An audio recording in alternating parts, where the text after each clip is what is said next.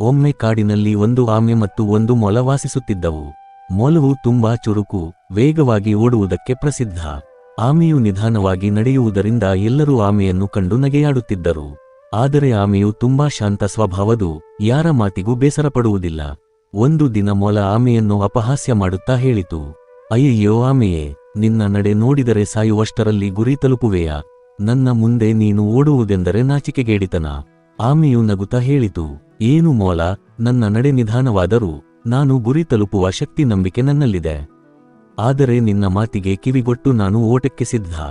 ಬಾ, ನಾವು ಓಟ ಮಾಡೋಣ. ಅದೇನು? ಕಾಡಿನ ಪ್ರಾಣಿಗಳು ಎಲ್ಲರೂ ಕೂಡಿಕೊಂಡು ಓಟಕ್ಕೆ ಸಿದ್ಧತೆ ಮಾಡಿದರು.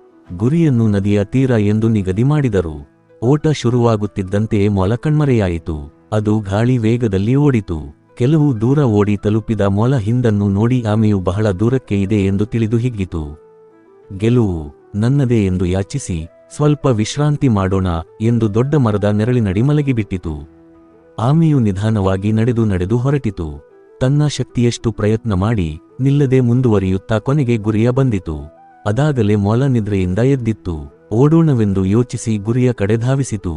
ಆದರೆ ಆಮೆಯು ಈಗಾಗಲೇ ಗುರಿಯ ಬಳಿ ನಿಂತುಕೊಂಡಿತ್ತು. ಕಾಡಿನ ಪ್ರಾಣಿಗಳು ಎಲ್ಲರೂ ಚಪ್ಪಾಳೆ ಹೊಡೆದು ಆಮೆಯ ಗೆಲುವನ್ನು ಅಭಿನಂದಿಸಿದರು. ಮೊಲಕ್ಕೆ ತುಂಬಾ ನಾಚಿಕೆ ಆಯಿತು. ತಾನು ಅಹಂಕಾರ ಮತ್ತು ಗರ್ವದಿಂದ ತಪ್ಪು ಮಾಡಿದ್ದೇನೆ ಎಂದು ಅದರ ಅರಿವಿಗೆ ಬಂತು. ಮೊಲ ಆಮೆಗೆ ಹೇಳಿತು, ಸಹೋದರ, ನಿನ್ನ ಧೈರ್ಯವೇ ಗೆದ್ದಿದೆ.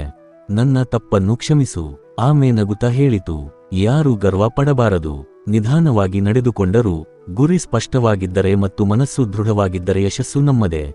ಹೊಳೆಯುವ ನೀತಿ ಹೊಳೆಯುವ. ಅಹಂಕಾರ ಯಾವಾಗಲೂ ನಷ್ಟಕ್ಕೆ ಕಾರಣ. ನಿರಂತರ ಪರಿಶ್ರಮ ಮತ್ತು ಧೈರ್ಯ ಯಶಸ್ಸಿನ ಮಂತ್ರ. ವಿಡಿಯೋ ವೀಕ್ಷಿಸಿದ ತಮಗೆ ಅಭಿನಂದನೆಗಳು.